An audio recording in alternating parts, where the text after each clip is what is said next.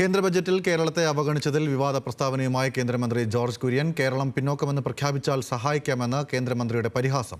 ബിജെപിക്ക് താൽപര്യം കേരളത്തെ പിന്നോട്ടടിക്കാനെന്ന് എം.വി. ഗോവിന്ദന്റെ മറുപടി. ഞാൻ പറഞ്ഞില്ലേ, പിന്നോക്കം നിൽക്കുന്ന സ്റ്റേറ്റുകൾക്കാണ് കൊടുക്കുന്നത്.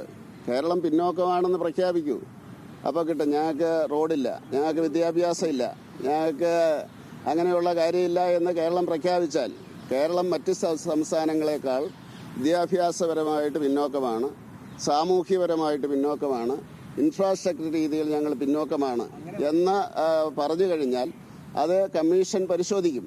കമ്മീഷൻ പരിശോധിച്ചിട്ട് ഗവൺമെന്റ് റിപ്പോർട്ട് കൊടുക്കും. അങ്ങനെയാണ് തീരുമാനിക്കല്ല, ഗവൺമെന്റ് അല്ലല്ലോ. അല്ല, കേരളം ഇന്ത്യയുടെ ഭാഗമല്ലേ? കേരളം ഇന്ത്യയുടെ ഭാഗമാണല്ലോ.